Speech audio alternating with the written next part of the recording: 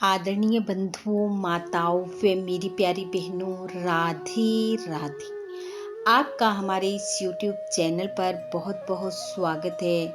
बंधुओं, आज हम इस वीडियो में बरसाइत अमावस्या के पुण्यदायक अवसर पर श्रीमद् भगवत गीता के चतुर्थ अध्याय की कथा का श्रवण करेंगे, जिसे सुनने सुनाने से भगवान श्री कृष्ण की कृपा से पितृ पूर्वजों की प्रसन्नता प्राप्त होती है। वे मनुष्य को प्रत्येक कार्य में सफलता मिलती है। श्रीमद् भगवत गीता के इस अध्याय को सुनने के बाद यदि आप हमारे चैनल पर नए हैं तो कृपया हमारे चैनल को सब्सक्राइब करें, बेल आइकन को प्रेस करें ताकि हमारी वीडियो की नोटिफिकेशन सबसे पहले आप तक पहुंचे। वीडियो को शेयर व लाइक भी जरूर करें। भगवान श्री कृष्ण बोले, हे अर्जुन, इस अविनाशी कर्म योग को मैंने सूर्य से कहा, सूर्य ने मनु से कहा और मनु ने राजा इक्ष्वाकु से कहा। हे अर्जुन, इस परंपरा से प्राप्त यह योग सब राजर्षियों ने जाना, परंतु अधिक समय व्यतीत होने से यह लुप्त हो गया। वही प्राचीन योग आज तुमको मैंने बताया है, क्योंकि तुम मेरे भक्त और मित्र हो। यह योग रहस्य अति उत्तम है। अर्जुन कहने लगे, हे केशव, आपका जन्म तो अभी हुआ है और सूर्य का जन्म बहुत पहले हुआ था। मैं कैसे मानूं कि आपने सूर्य को यह योग बताया था। भगवान श्री कृष्ण बोले, हे अर्जुन, मेरे और तुम्हारे अनेक जन्म हो चुके हैं, मुझे याद है और तुम भूल गए हो। जन्म से रहित अविनाशी संपूर्ण प्राणियों का स्वामी अपनी प्रकृति में स्थित मैं हूँ, तथापि अपनी माया से जन्मता हूँ। हे अर्जुन, जब जब धर्म की हानि होती है और अधर्म का प्राबल्य हो जाता है, तब तब ही मैं जन्म लेता हूँ। साधुओं की रक्षा, पापियों का नाश और धर्म की स्थापना करने के लिए मैं प्रत्येक युग में जन्मता हूँ। जो मेरे इस अलौकिक जन्म और कर्म का तत्व जानता है, वह मृत्यु होने पर फिर जन्म नहीं लेता और मुझ में लीन हो जाता है। इस भांति मोह, भय और क्रोध को त्याग कर मुझ में भक्ति करके और मेरी शरणागति हो बहुत से मनुष्य ज्ञान रूपी तप से पवित्र होकर मुझ में मिल गए हैं। जो जिस भाव से मेरा पूजन करता है, उसको मैं उसी प्रकार का फल देता हूँ। हे पार्थ, मनुष्य सब प्रकार से मेरे मार्ग का अनुसरण करते हैं, अर्थात वह चाहे जिसकी भी सेवा करें, वह मेरी ही सेवा है। मनुष्य लोक में कर्म सिद्धि की इच्छा करने वाले देवताओं का पूजन करते हैं, क्योंकि इस लोक में कर्म की सिद्धि शीघ्र होती है। मैंने चारों वर्णों की सृष्टि अपने अपने गुण और कर्म से की है। सृष्टि का कर्ता मैं हूँ, तथापि मुझे अकर्ता अविनाशी जानो। कर्म मुझको वृद्ध नहीं कर सकते, तथापि कर्म फल में मेरी कामना नहीं है। इस प्रकार जो मुझको पहचानता है, वह कर्मों के बंधन में नहीं पड़ता। इसलिए पूर्व पुरुषों के किए हुए कर्म को तू भी कर। हे अर्जुन, कर्म क्या है, अकर्म क्या है, इसके विचार में विद्वान की बुद्धि भी चकरा जाती है। उसी कर्म का वर्णन मैं तुमसे करूंगा, जिसके जानने से संसार के बंधन छूटकर मोक्ष के भागी बनोगे। कर्म, विकर्म और अकर्म तीनों का जानना आवश्यक है, क्योंकि कर्म की गति गंभीर है। हे अर्जुन, जो कर्म करने की कोई कामना नहीं रखता है और जिसके समस्त कर्म ज्ञान रूपी अग्नि से भस्म निर्मल हो गए हैं, उसको पंडित कहते हैं। जो कर्म फल की आशा छोड़कर करता है और उनमें आसक्ति भी नहीं रखता है और निराश्रय ही संतुष्ट रहता है, ऐसा मनुष्य कर्मों में घिरा रहने पर भी मानो कुछ नहीं करता है। देव योग से जो कुछ मिल जाए उसी पर संतुष्ट रहता है।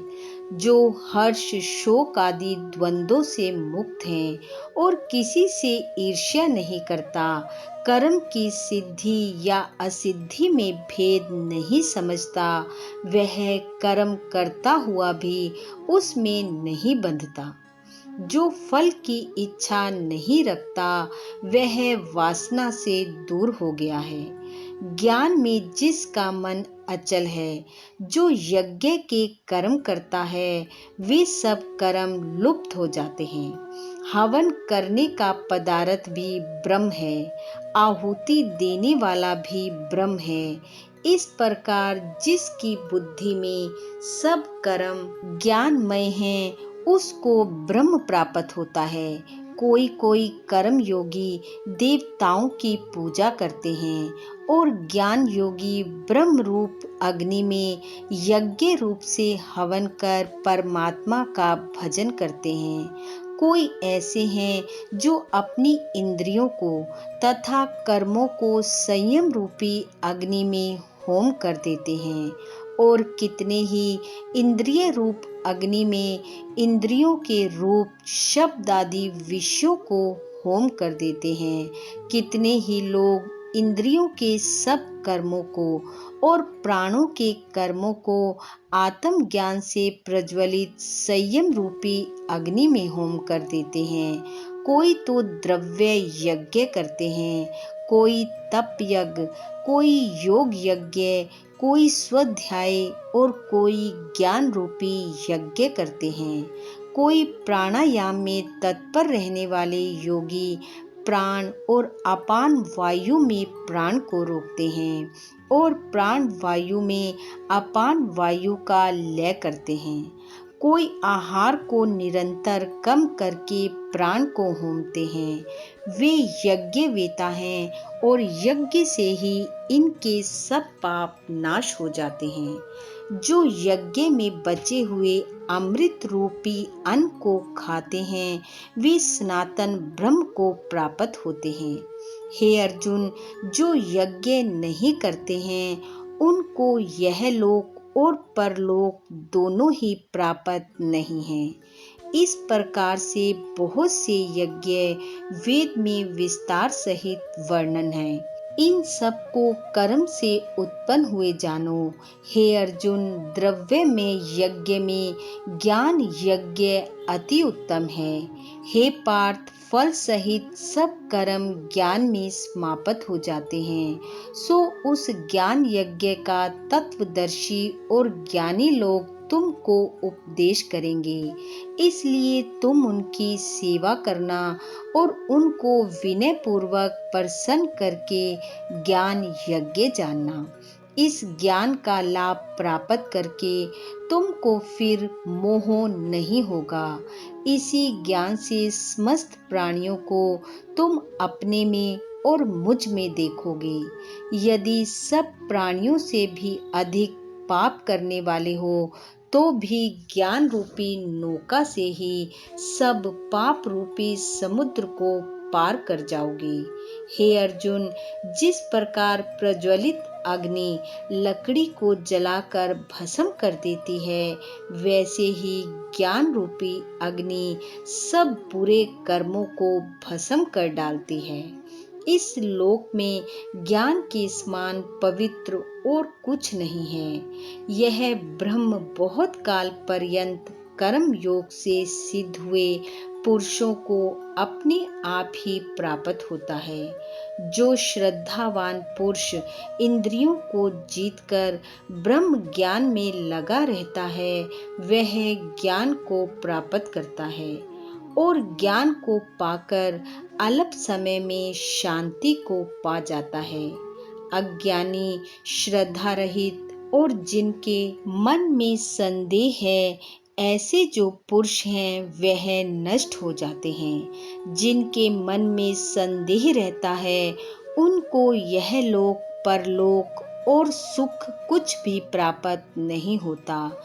जिसने परमेश्वर आराधना और निष्काम कर्म योग के आश्रय से कर्म बंधन त्याग दिए हैं, हे अर्जुन, उस आत्मज्ञानी पुरुष को कर्म नहीं बांधते। इसलिए अज्ञान से उत्पन्न हुए चित्त के इस संशय को ज्ञान रूपी तलवार से काटकर मेरे बताए हुए कर्म योग को करने के लिए प्रस्तुत हो जाओ। इति श्रीमद् भगवद गीता सुपनिषद सुब्रह्म विद्या योग शास्त्रे श्री कृष्ण अर्जुन संवादे आत्म संयम योगो चतुर्थ अध्याय समाप्त। बोलो कृष्ण भगवान की जय। बंधुओं, भगवान श्री कृष्ण की कृपा आप व आपके परिवार पर सदैव बनी रहे। आपका घर आंगन खुशियों से महकता रहे। इन्हीं शुभकामनाओं के साथ आप सबका बहुत बहुत धन्यवाद। राधे राधे।